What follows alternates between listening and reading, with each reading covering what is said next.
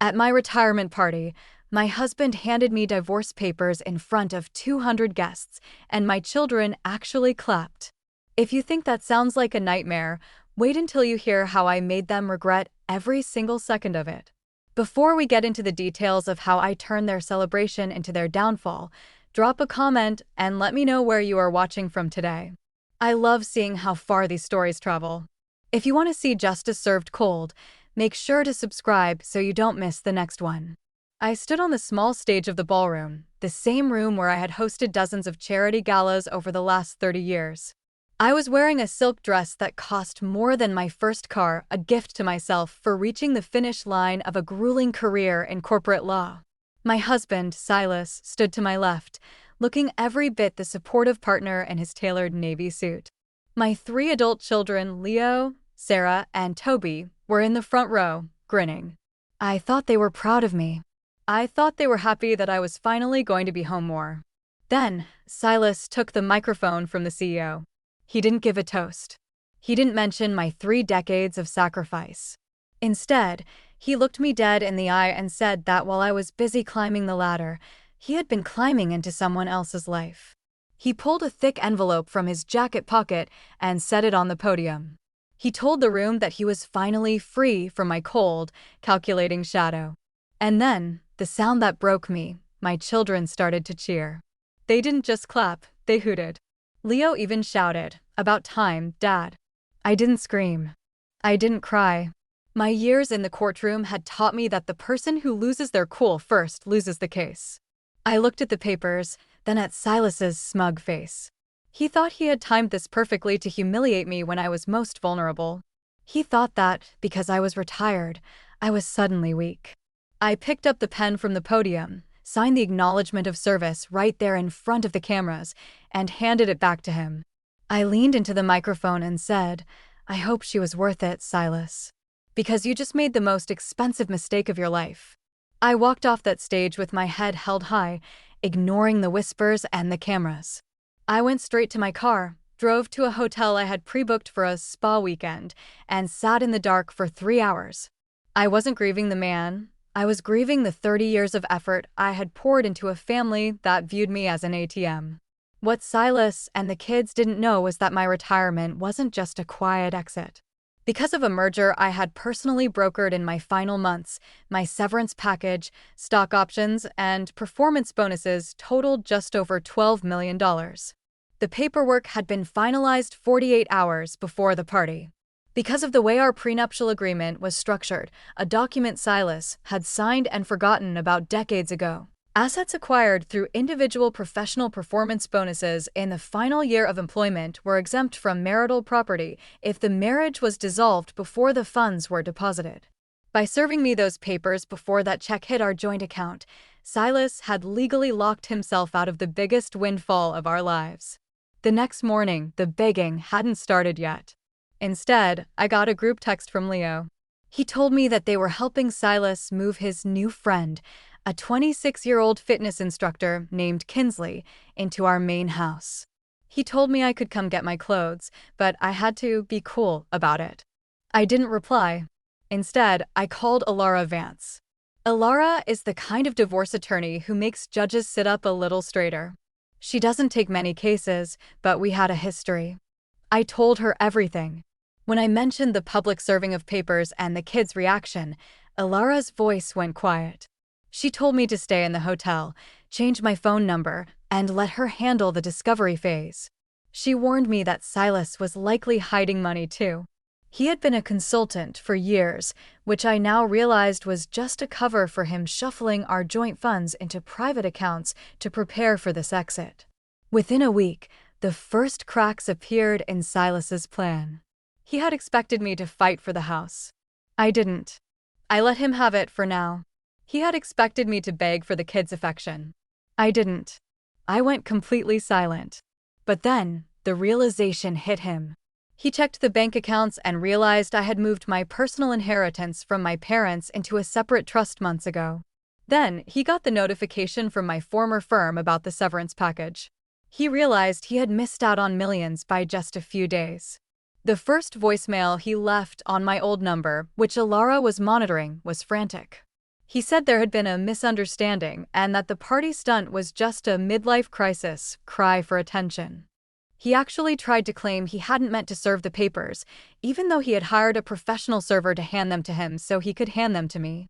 As Alara dug deeper into Silas's finances, we found things that were much worse than just an affair. Silas hadn't just been cheating on me, he had been stealing from our children's trust funds. He had convinced Leo and Toby to sign investment documents that were actually just permissions for him to liquidate their college and housing savings to fund his lifestyle with Kinsley. When I found out, part of me wanted to call them and gloat. But I didn't. I waited for them to find out on their own. That happened about a month later when Leo tried to put a down payment on a condo using his trust, only to find out the account was nearly empty. The phone calls started coming in waves. First Leo, then Sarah, then Toby. They were crying. They said Dad had tricked them. They said they were sorry for the party. They said they didn't mean to clap, they were just caught up in the moment. I listened to each of them once, then I told them the same thing. You didn't clap for your father. You clapped for the destruction of the person who provided everything you have. You made your choice. Now, go ask your father for the money. I hung up. It felt like a weight lifting off my chest. I wasn't being mean, I was being honest. They were transactional people, and the transaction had finally failed them. The discovery process for the divorce was a masterclass in legal destruction. Alara found a paper trail that led to an offshore account in the Caymans. Silas had been funneling money there for 5 years. But here's the kicker. He had been using his consulting firm to invoice my own law firm for research services that never happened. He had been effectively embezzling from my partners. When I showed this to the senior partners at my old firm, they were livid. They didn't just want the money back, they wanted blood. Silas was suddenly facing not just a divorce, but federal fraud charges. When we finally got to the settlement hearing, Silas looked like a ghost. Kinsley was gone. She had left the moment the credit cards started getting declined. My children were sitting in the back of the room, looking at me with pathetic, pleading eyes. Silas's lawyer tried to argue for spousal support, claiming Silas had sacrificed his career to be a stay-at-home dad, a blatant lie, as we had 3 full-time nannies. Alara didn't even speak. She just laid out the evidence of the embezzlement and the hidden accounts. She then pointed out that Silas had committed perjury in his initial financial disclosures. The judge, a woman who had seen 1,000 Silases in her time, didn't hold back. She ordered Silas to return every cent of the embezzled funds, awarded me the house, the vacation properties, and 90% of the remaining marital assets due to his egregious financial misconduct. But the real victory wasn't the money. It was the moment after the hearing. Silas approached me in the hallway, his hands shaking. He asked me if I could at least help him with the legal fees for the fraud case. He said he was going to lose everything. I looked at him and realized I felt nothing. No anger, no love, just a profound sense of relief that he was no longer my problem.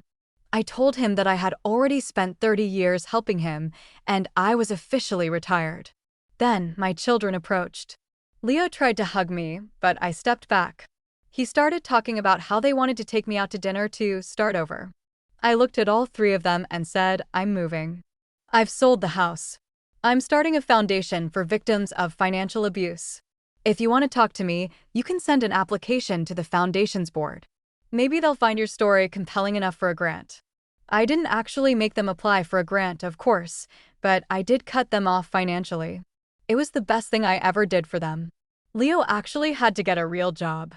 Sarah stopped spending her days at luxury spas and started working for a nonprofit.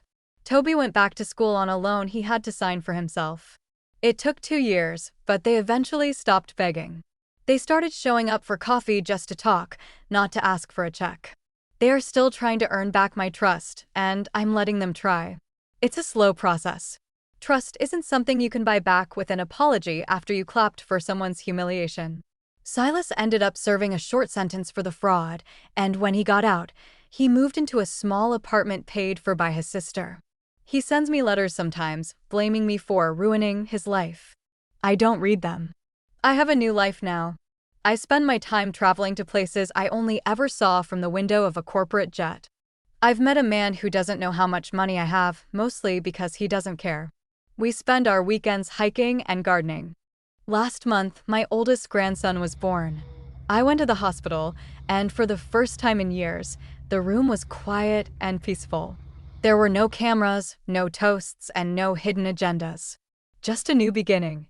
Looking back at that retirement party, I realized Silas didn't humiliate me. He handed me my freedom on a silver platter. He thought he was taking my dignity, but he was actually giving me the chance to see who everyone really was. I lost a husband and gained a life. I lost the illusion of a perfect family and gained the reality of a transformed one. The money is nice, sure, but the silence? The silence is what I worked 30 years for. The silence of a life where I no longer have to look over my shoulder or wonder if the people I love are rooting for my downfall. I learned that the best revenge isn't a loud explosion. It's a quiet, successful life. It's signing the papers with a smile because you know something they don't. It's walking away when they expect you to crawl. Silas and my children expected a broken woman. Instead, they got a woman who is finally, for the first time, truly awake. And as I sit on my porch today, watching the sunset, I realize that the applause at the party was the best thing that ever happened to me. It was the sound of my old life ending and my real life finally beginning. If you've ever felt like the people closest to you were just waiting for you to fail, just remember, your value isn't defined by their loyalty. Your value is defined by how you handle the moment the lights go out. I handled it by building my own sun. And let me tell you, the view from here is incredible. I don't hold on to the bitterness because bitterness is a heavy bag to carry, and I've done enough heavy lifting for one lifetime. I'm done. I'm free. And I'm just getting started. Watch this next video to see another story of someone who got the last laugh against all odds.